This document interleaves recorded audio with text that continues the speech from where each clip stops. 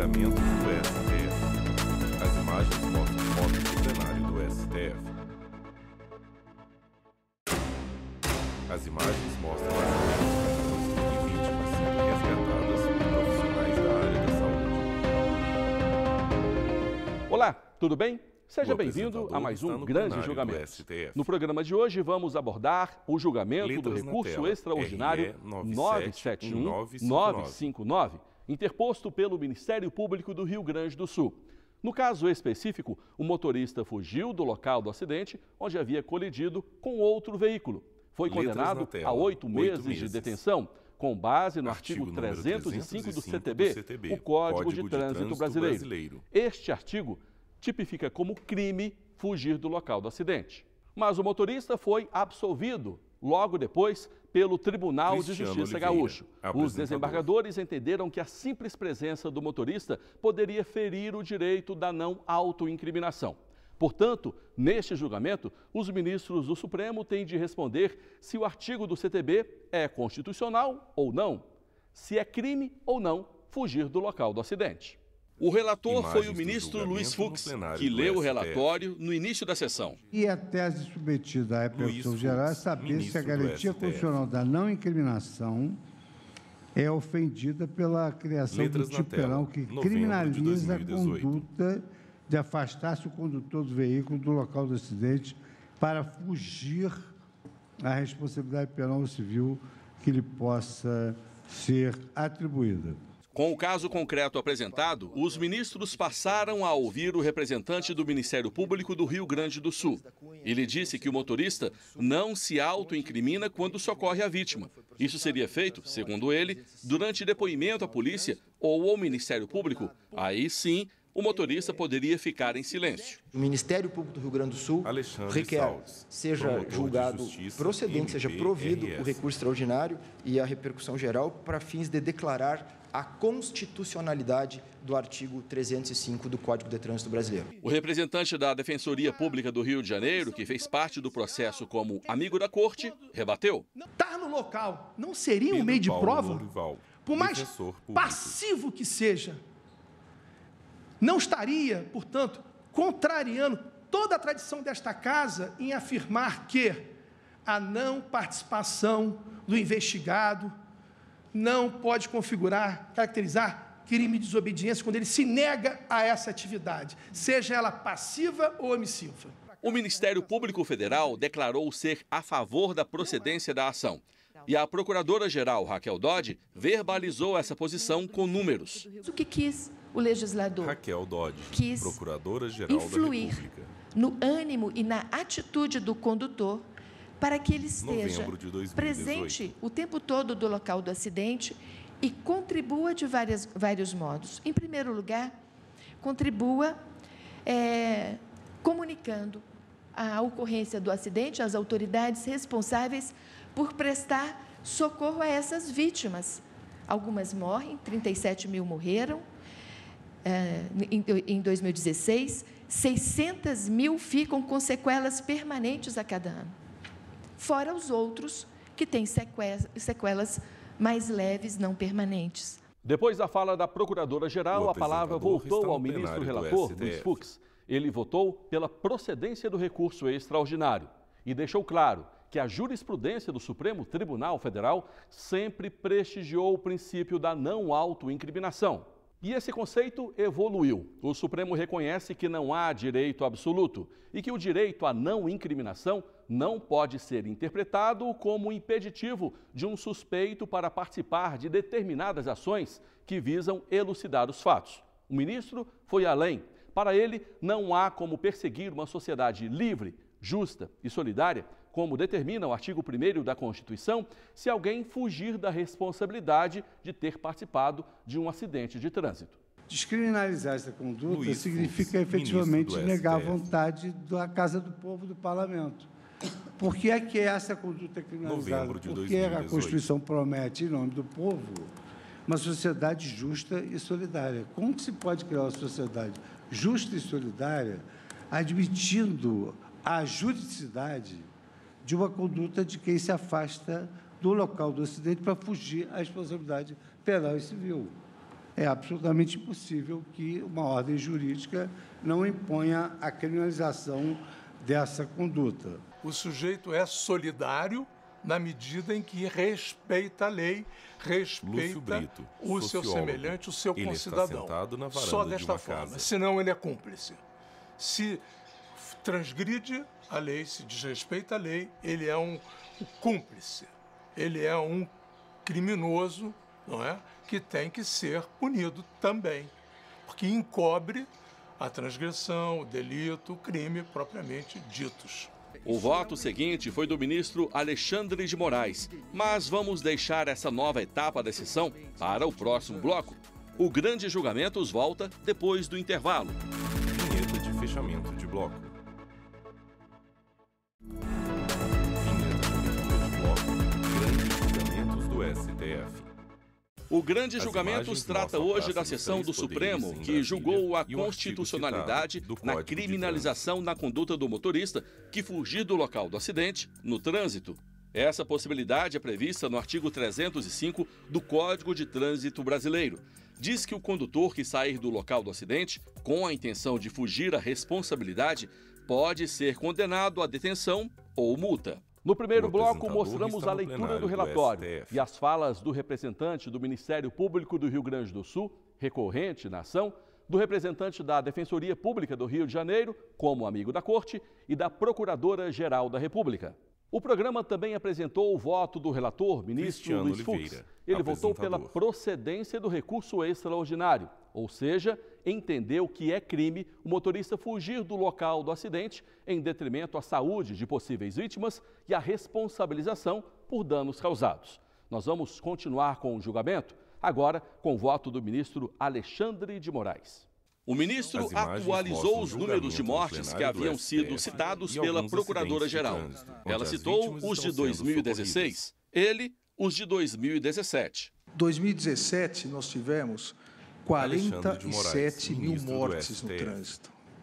47 mil mortes. Novembro de 2018. Se nós formos comparar, vem quase chegando às mortes violentas de 2017 também, os crimes dolosos, somando homicídios, latrocínios, lesão corporal seguida de morte. Mas mais do que as 47 mil mortes, que por si só já mostram a importância de toda a regulamentação que envolve o trânsito, foram 400 mil pessoas que ficaram com sequelas. E isso, num cálculo conservador, já aumentou o custo Brasil em relação a isso, 56 bilhões anuais em virtude disso. E o próprio Observatório Nacional de Segurança Viária fez uma comparação com esse custo derivado das mortes e das pessoas sequeladas. Seria possível construir 28 mil escolas ou 1.800 hospitais por ano. Em uma conta rápida, é uma morte a cada 10 minutos no trânsito brasileiro.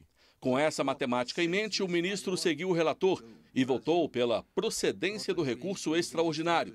Na fala, afastou a tese de que permanecer no local do acidente quer dizer autoincriminação. Em momento algum se pretende afastar a sua voluntariedade em participar na produção probatória. Ele não é obrigado nem coagido a falar, a confessar, a participar de reconstituição, tão somente ele é obrigado a permanecer no local para que as autoridades, não só policiais, como também de trânsito, possam apurar o que ocorreu. Com o voto, 2 ministros acolheram o recurso e declararam como constitucional o artigo 305 do Código de Trânsito Brasileiro. O ministro Edson Fachin seguiu no mesmo caminho. Qual é a compreensão que tenho dessa matéria? A primeira delas, a Constituição brasileira, ao edificar, digamos assim, o pacto constitutivo, desta forma de se apresentar a sociedade e o Estado brasileiro na República nesses últimos 30 anos, tornou indiscutivelmente legítima a resposta penal para um conjunto de atitudes. Ou seja, evidenciou que é coerente com o Estado Democrático de Direito no Brasil, em numerosas situações, dar uma resposta de natureza penal. Não há espaço na Constituição para um direito penal máximo, ou seja, para um direito penal chamado prima facie. Há, portanto, criminalizar todas as condutas. Mas também não há lugar para retirar da Constituição brasileira um assento coerente com o princípio da presunção de inocência, da não autoincriminação, do silêncio constitucional, a essa ordem de ideias. O voto do ministro Edson Fachin fez com que o ministro Gilmar Mendes pedisse uma parte. Ele levantou uma questão que até então não havia sido mencionada. O ministro se mostrou preocupado com a jurisprudência que estava se formando. Na medida em que nós dissermos que é constitucional esse tipo de criminalização, nós podemos ter daqui a pouco cúmulos penais em se tratando de outras situações. É disso que se cuida. E é essa a preocupação, porque, de fato, estamos numa zona fronteiriça e mostra bem os pronunciamentos dos vários tribunais a propósito da temática. Veja bem, afastar-se o condutor do veículo do local do acidente. Veja, aqui se presume o quê? Que pode ter havido uma fuga, sim, e está se tipificando isto. Em razão, talvez, de lesão corporal ou, eventualmente, até de um homicídio possivelmente culposo, para fugir à responsabilidade penal ou civil. Quer dizer, tirar desta fotografia e amanhã traduzido isto para outros crimes, na verdade, nós poderíamos esvaziar por completo a ideia da não autoincriminação. Eu só estou refletindo de forma sonora, mas a mim me parece extremamente delicado dentro da ideia da presunção mesmo de liberdade. O ministro Ricardo Lewandowski concordou com o pensamento do ministro Gilmar Mendes e levantou outra possibilidade. Nós sabemos que o artigo 135 do Código Penal, ele já prevê a omissão de socorro. Então, digamos que alguém, num acidente de trânsito, provoca uma lesão corporal ou um homicídio, então ele e foge do local do crime. Por este mesmo fato, ele tem uma dupla punição, portanto, terá um bis in idem, em tese. Estou refletindo em tese, apenas para que nós possamos pensar melhor sobre essa questão. Então, ele será punido por ter abandonado o local e também por ter omitido socorro. Quer dizer, aí, claramente, me parece que nós estamos diante de uma situação de bis in idem. Não estou nem entrando na questão do nemo tenetur sede tegere. É apenas para que nós reflitamos um pouco. São questões que estão surgindo.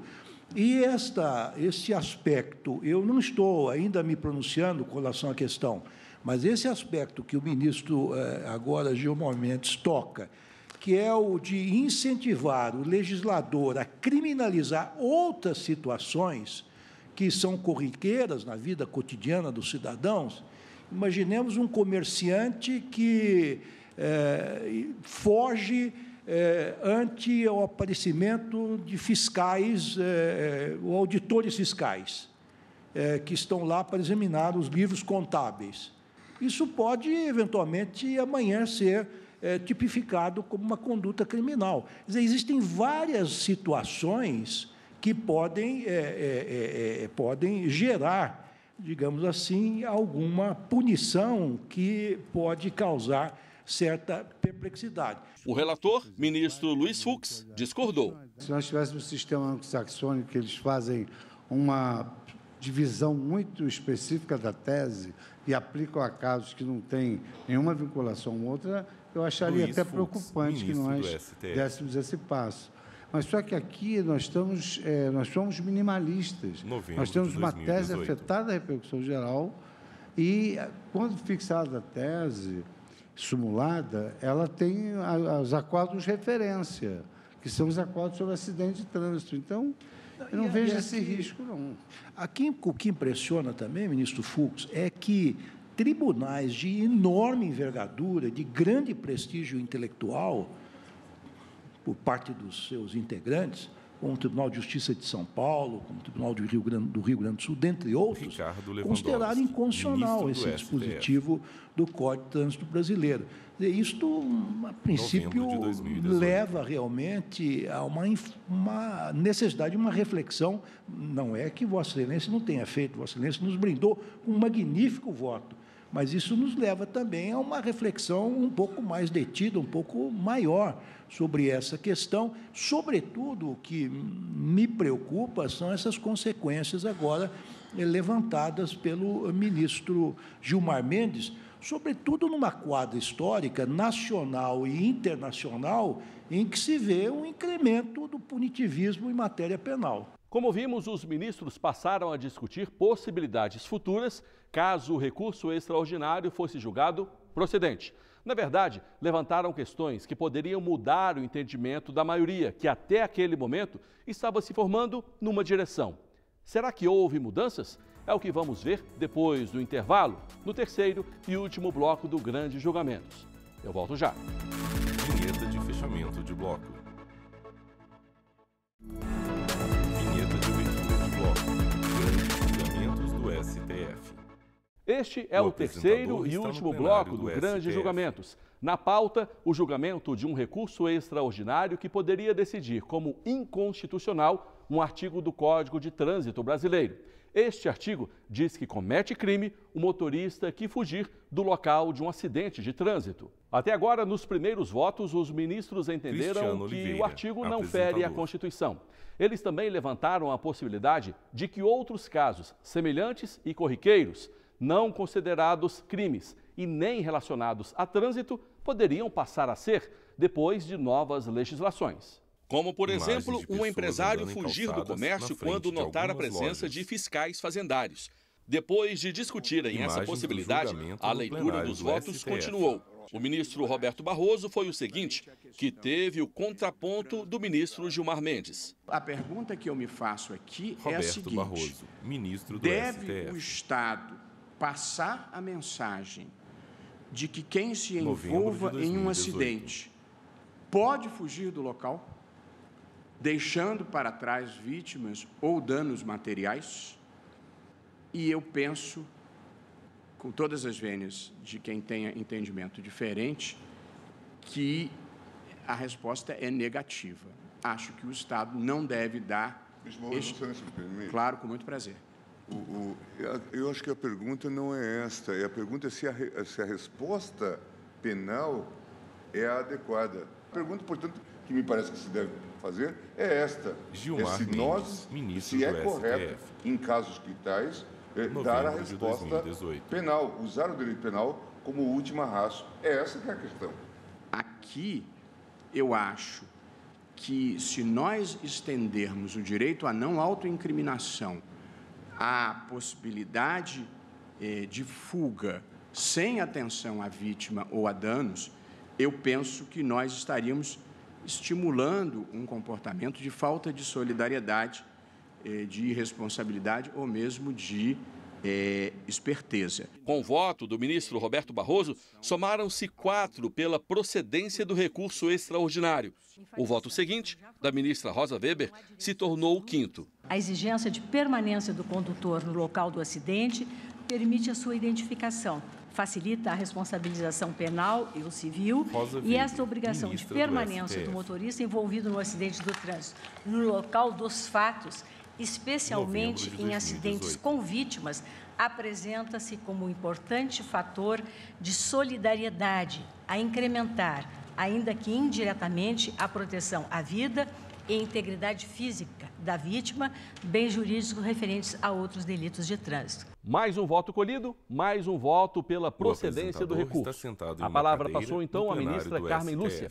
Ela lembrou do caráter social da ação e negou que o direito à não autoincriminação seja ferido com a permanência do motorista no local do acidente. Além disso, concordou com a preocupação levantada pelo ministro Gilmar Mendes, que mostramos no bloco anterior. Não posso deixar de considerar a gravidade e a seriedade dos argumentos aqui expostos pelo ministro Gilmar, que acho que é da preocupação de todos nós de não termos um direito penal excessivo exatamente em matérias que poderiam ser perfeitamente neutralizadas por outras medidas, inclusive administrativas. Entretanto, neste caso, não vejo como se considerar como inválida a norma por afronta a princípios constitucionais, que acho que foram resguardados. Estou, portanto, dando provimento ao recurso nos termos do voto do relator, presidente. O ministro Ricardo Lewandowski seguiu o relator, mas apontou excludentes na obrigação de o motorista continuar no local do acidente. Para isso, usou um exemplo que afirmou já ter presenciado algumas vezes em São Paulo, onde mora. Muito comuns os acidentes com motoqueiros. Um motoqueiro acidentado, às vezes abalroado levemente, cai ao chão, imediatamente 10, 20, 30, 40, 50 motoqueiros se reúnem em torno do motorista e este, evidentemente, pode, inclusive, sofrer um risco até de uma lesão corporal, de uma agressão mais grave.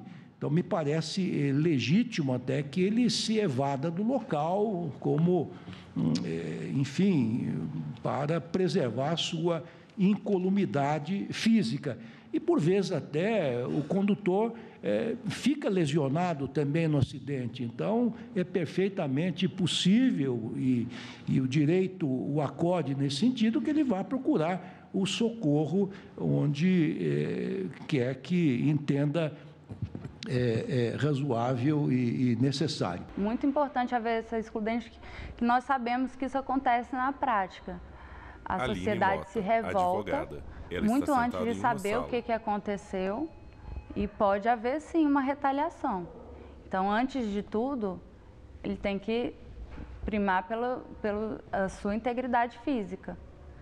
Claro que, nesse caso, ele tem que se preocupar com o próximo, mas ele também tem que se preocupar com a própria integridade física. O ministro Luiz Fux reagiu positivamente ao entendimento do ministro Ricardo Lewandowski. Então, eu vou colocar em ópter dicto no voto que o juiz, nos casos concretos em que há perigo de vida do causador do evento que ficar no local, se houver perigo de vida dele ficar no local, o juiz poderá aferir a exclusão de antijuridicidade. Ele se evadiu porque ia ser agredido. Nem ingressa na questão da legítima defesa, porque anteriormente já é fato atípico. E aí não é evasão, não é, ministro? É um afastamento legítimo. É um afastamento legítimo. Como também, se ele tiver, de alguma forma, machucado, ele tem que se afastar.